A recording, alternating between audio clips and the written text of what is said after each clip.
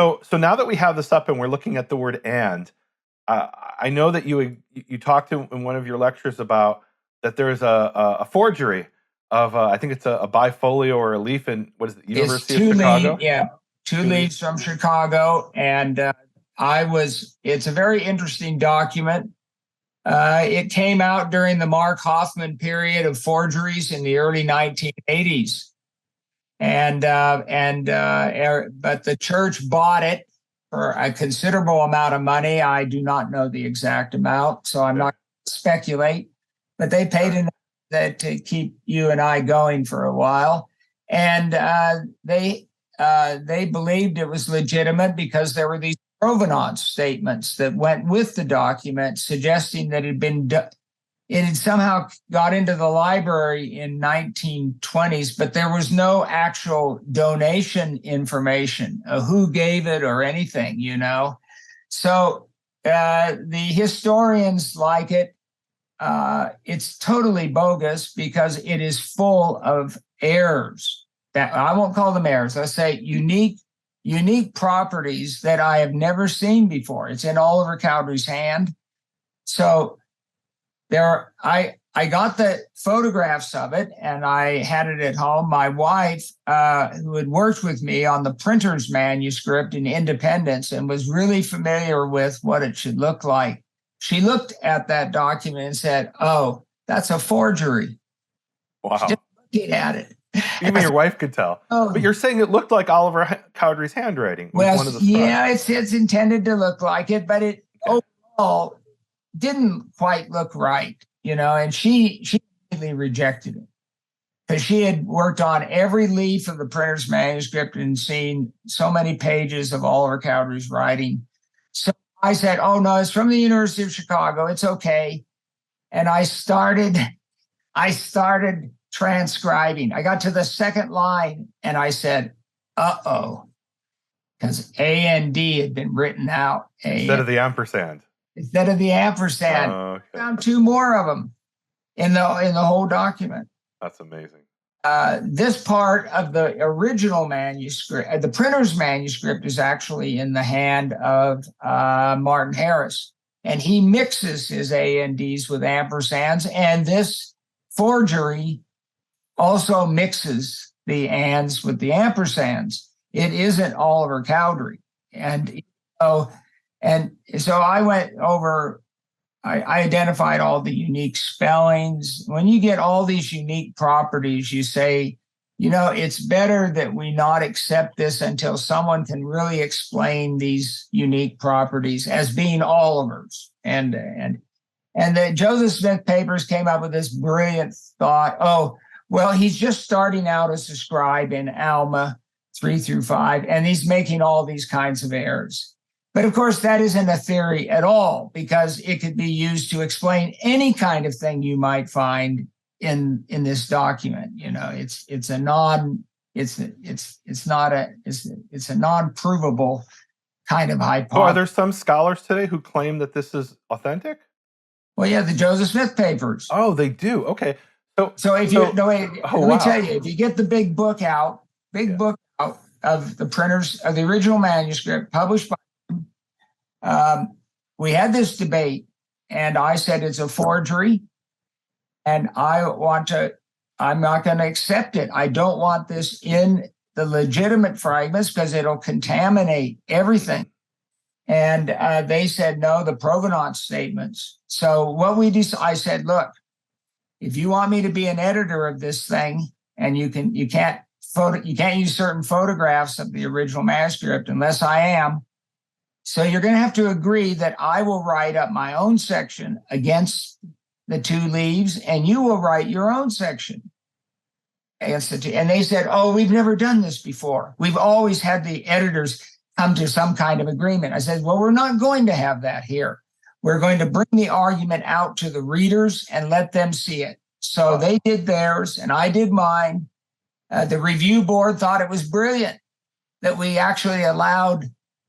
The church doesn't really like disagreement.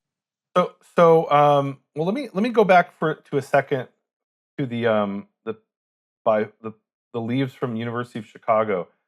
So has anybody done a test on the ink to see if it's the same ink that Oliver Cowdery used in other places? Well, not they test the ink for its time period and various things like that, and the paper too, and it matches the time period. But Mark Hoffman, the forger, was well known to go into libraries and cut out end sheets from books that dated from the 1830s and so forth. So he would always pass the paper test because what he did the forgeries on. To get the ink right in his forgeries, he was caught by this. He was heating the inks and it would oxidize and thus get an older time period. But the problem was that when he heated it, he did it too fast and caused the ink to crack. Okay. Because forgeries had cracked ink, which is not a characteristic of documents. It's faded, oxidized ink, not cracked ink. So what about the University of Chicago pages? Do they have cracked ink? No, they're it passes some of those aspects. Wow. But if you read my analysis, there's all these misspellings, all these it's a bad text. Almost everywhere else, the original manuscript is better than the printer's manuscript. It's a better text, except for the Alma 3 through 5 from the University of Chicago. It is a terrible text. It's got all kinds of bizarre reading. Oh, tell us about the unique name of the movement that's based on the University of Chicago, right? Instead of Mormon, it has something else. Oh yeah, well, this is every Hoffman. I'm saying it's Hoffman. I believe it is. Every Hoffman document has a reason, and the reason for this one, besides just causing trouble, was it's not the earliest, but it's the second and third occurrence in the text. The earliest we have of Mormon. It is spelled Morman. Okay. It's done in heavier ink flow. It's going along and it's fine. And then he takes his quill and he doesn't overwrite it. He just writes it with heavier ink. Morman. He wants us to see this. And if we followed it, we would have to say we've discovered from the original manuscript that the real name of our nickname is Morman, So do you think he was doing that to cause, and Mark Hoffman was this forger who actually killed people, didn't he? I mean, he was ultimately, to prevent people from revealing that he was a forger. So was he doing this to make it more valuable, do you think, or really just to cause trouble? Or both. If you're saying this is a document that's got the original spelling of Mormon, that will help. But I think a lot of it was pernicious behavior. For example, I can tell you an example. Yeah, go ahead. There's an 1830 Book of Mormon at the University of Utah. And I went and opened it up, and here's this beautiful handwriting, Joseph Smith Jr., Susquehanna, Pennsylvania, written in it.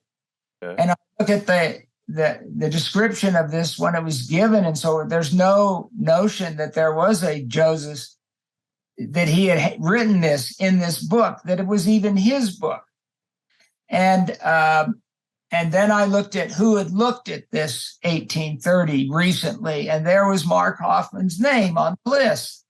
So the guy just goes in, and he's going to cause real trouble by just signing Joseph Smith's name. He can sign his name. He knows how to do it, and he signed his name. And I don't think Joseph ever got a Book of Mormon down in Susquehanna anyway. It's yeah, but in that case, my guess, and I don't know that much about the Mark Hoffman forgeries, but my guess is he had some other forgery, and he wanted someone to go compare it with, a document that's in a respected library and say, oh, it is the same handwriting. He did do that quite a bit. He an independent handwriting of Martin Harris for the Salamander letters. So he wrote a letter to somebody else with a poem of his, and it was in this handwriting. So then that was used. Oh, well, if you can check this handwriting because it's in this letter he wrote. Well, that was a forgery itself. So. By the way, we have an example like this in the Dead Sea Scrolls. So and you talked about how he would take paper from the 1830s, right? Yeah, blank paper. Mark Hoffman, you're saying, did that. So a lot of the Dead Sea Scroll forgeries they're tiny little pieces that Oh came from the yeah. margins at the top and bottom of real Dead Sea Scrolls, and Oh those might be worth a few $1,000s a blank piece of leather. But if you add ink to it, now all of a sudden it's worth a fortune. And one of them that is believed by many scholars to be a forgery is in California, I want to say.